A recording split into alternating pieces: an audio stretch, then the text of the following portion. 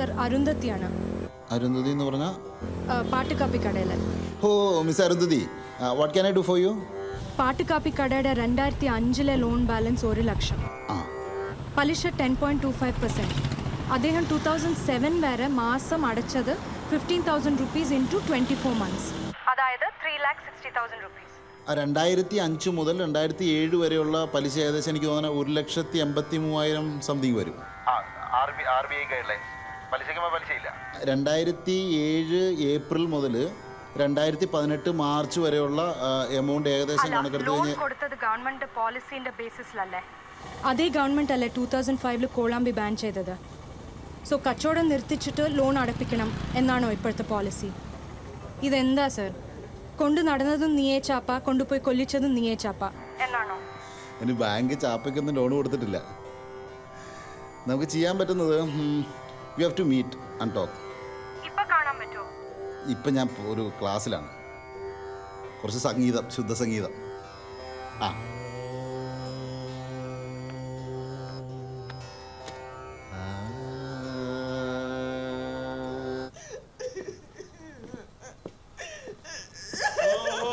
അതിന് വോളിയം കൂട്ടണ്ട, അവൻ നന്നാവത്തില്ല അൽഫോൺസേ. എത്ര പ്രാവശ്യം അവനെ ഒഴിവാക്കി വിട്ടതാ.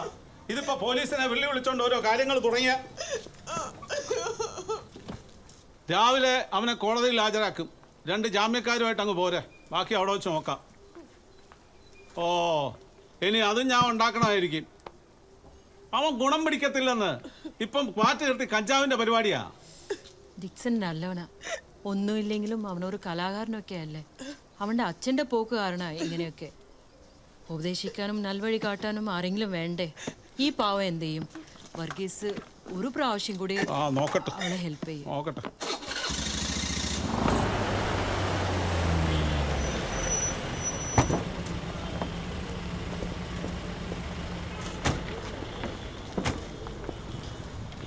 നിന്റെ തള്ളെ ഓർത്തിട്ടാ ഞാൻ ഓരോന്ന് ചെയ്യുന്നത്. നീ നന്നായാ നിനക്ക് കൊള്ളാം. ഇത് അവസാനത്തെയാ. രാമക്കാരോടെ എപ്പോ? ഓ വരും.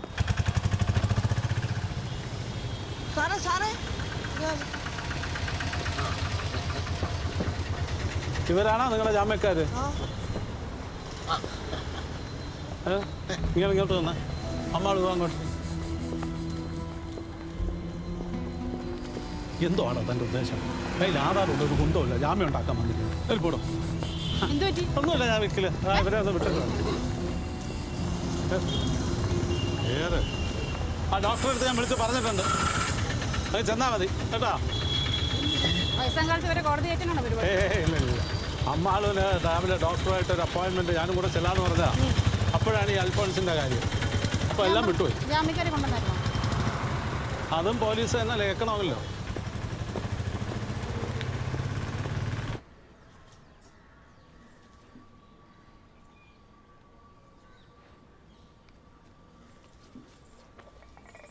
അസ്സലാമു അലൈക്കും. വലൈക്കും അസ്സലാം.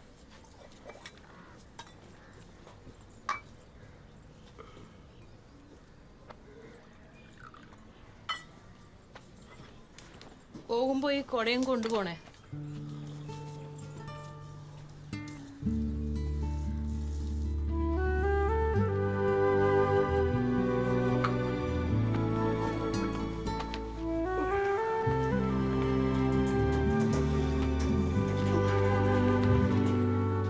ഊണിനുണ്ടാവോ? ഇല്ല.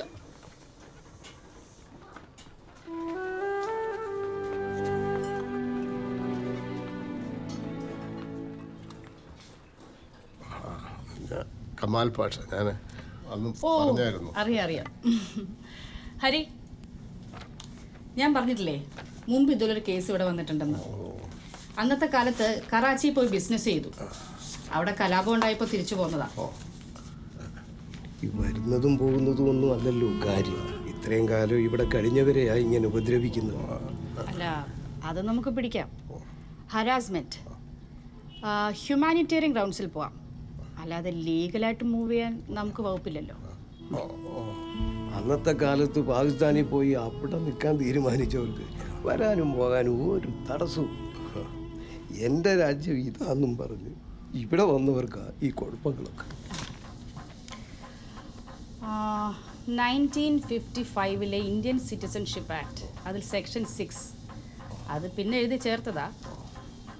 പിന്നെ ഇല്ലീഗൽ എമിഗ്രൻസിനെ ഡീപ്പോർട്ട് ചെയ്യണം എന്നുള്ളത് നിയമമായത് 85-ലാണ്. അല്ല, അപ്പോൾ ഇതിൻ്റെ നടപടിക്രമങ്ങൾ എങ്ങനെയാ? ഡീപ്പോർട്ട് ചെയ്യാനുള്ള നടപടിക്രമങ്ങൾ തുടങ്ങിയാൽ നമുക്ക് മൂവ് ചെയ്യാം.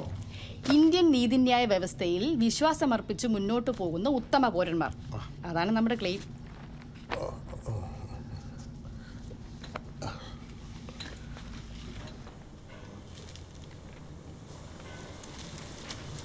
സാർ ഒരു മ്യൂസിക് ലവറാണെന്ന് അറിയാം. ഇതൊരു ഗിഫ്റ്റാണ്.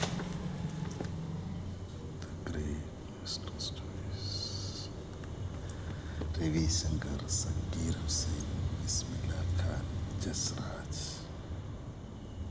Great, thank you. പിന്നെ പാട്ടുകാപ്പിക്കടയുടെ കാര്യം ഞാൻ പറഞ്ഞില്ലേ, നമുക്കൊരു സിംഗിൾ ടൈം സെറ്റിൽമെൻറ്റ്, അതാണ് ആകെ പറ്റുന്നൊരു കാര്യം. ഞാൻ മാക്സിമം അവരെ പ്രൊട്ടക്റ്റ് ചെയ്യാനാണ് ശ്രമിച്ചിട്ടുള്ളത്. ഇപ്പോൾ ബാങ്കിൻ്റെ നിലപാട് സാർ? അല്ല, ബാങ്ക് മാനേജ്മെൻറ്റ് മാക്സിമം സപ്പോർട്ട് ചെയ്തിട്ടുണ്ട്. അങ്ങനെയാണ് അവർ സ്റ്റാൻഡ് ചെയ്തിട്ടുള്ളത്. അതുകൊണ്ടാണ് നമുക്കിങ്ങനെ ഇത്രയും ചെറിയൊരു എമൗണ്ടിലേക്ക് സെറ്റിൽ ചെയ്യാൻ തന്നെ പറ്റിയത് സത്യത്തിൽ.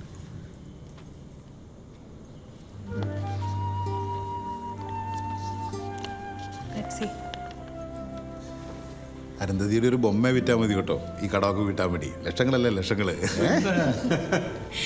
വിയനാലെ വന്നത് കൊണ്ട് മാനേജർ സാറിനും വർക്ക് ഓഫ് ആർട്ടിന് വലിയ വില ഉണ്ടെന്ന് മനസ്സിലായി. പിന്നെ ഞങ്ങളുടെ ബാങ്ക് വലിയ സ്പോൺസർ അല്ലേ. ഓക്കെ. അല്ല, ബാഗ് ഇത് ഗിഫ്റ്റാണോ?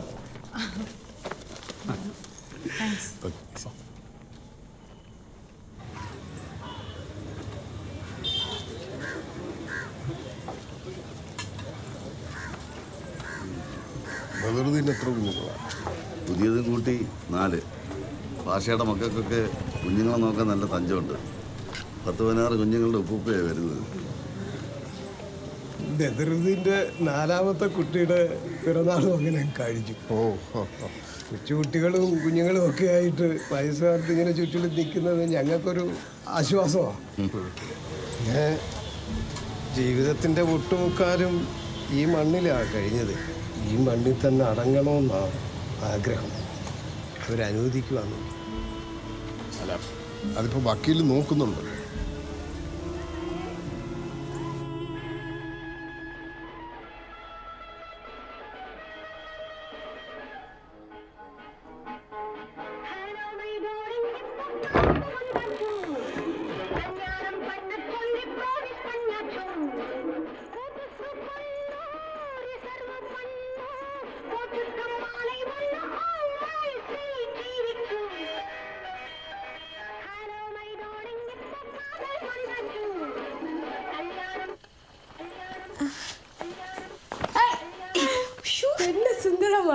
ഇന്ന് ഫുൾ റൊമാൻറ്റിക് ആണല്ലോ. உனக்கு தமிழ் தெரியுமா? അതൊക്കെ അവിടെ ഇരിക്കട്ടെ. ഇതെന്താ പുതിയൊരു ലുക്ക്?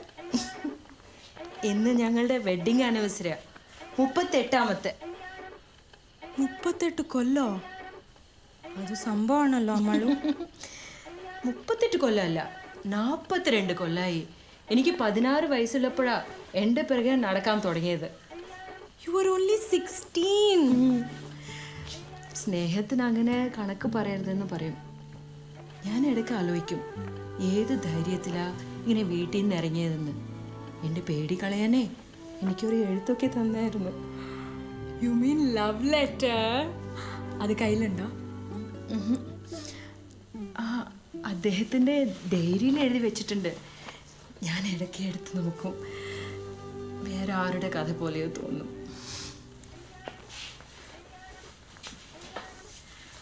ആ കഥ പറ. അപ്പോഴേ അദ്ദേഹം KPSCയിലായിരുന്നു. ഓരോ കൊല്ലവും ഉത്സവത്തിന് വരുമ്പോൾ ഞങ്ങളുടെ വീട്ടിലേക്ക് കോളാമ്പി തിരിച്ചു വയ്ക്കും. ഈ പാട്ട് തന്നെ ഇടും. ആ പാട്ടിൻ്റെ പിറകെ ഇറങ്ങിയതാ ഞാൻ. ആ കോളാമ്പി ഇവിടെ ഉണ്ടോ? എന്തിനാ? ഒന്നും വയ്ക്കണം.